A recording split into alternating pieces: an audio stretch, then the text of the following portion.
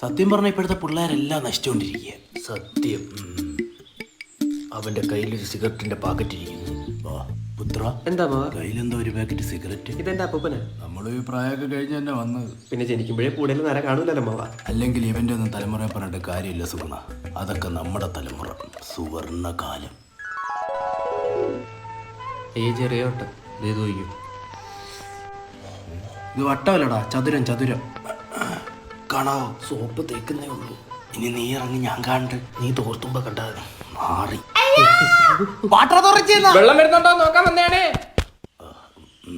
ഇത് നിനക്ക് വലിക്കുള്ളതെന്ന് എനിക്ക് മനസ്സിലായി. നിന്റെ അച്ഛന്റെ പേരെന്തോ? സുരേന്ദ്രൻ. സുരേന്ദ്രൻ. സുരേന്ദ്രന്റെ അച്ഛന്റെ പേര് രാജേന്ദ്രൻ. രാജേന്ദ്രൻ നിന്റെ അപ്പൂപ്പൻ. സുരേന്ദ്രന്റെ മോനെ നേരെ ഇടുന്നൂടെ എന്നെ പോയി. അത് അണ്ടി ആപ്പീസുള്ള രാജേന്ദ്രന്റെ മോനെ. ആ പേട്ടണ്ടിയാണ് അത്.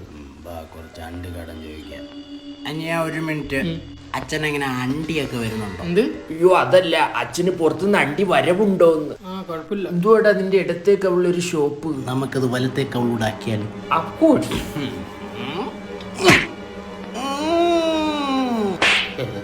കവളി മാത്രല്ലടാ ചോമ്പ്. കൈ കൂപ്പി നിന്നിട്ടുണ്ട് നിന്റെ അച്ഛൻ്റെ അടുക്ക്. അച്ഛനെ അറിയൂ? പിന്നെ ഇതുകൊണ്ട് അപ്പൂപ്പനോട് കളം വലിച്ച് ചാവട്ട്. പഴയ തൊട്ടിച്ചാടികളായിരിക്കും. 4 തരം വന്നപ്പോ എന്നെ ഉപദേശിക്കാൻ നടക്കുന്നു.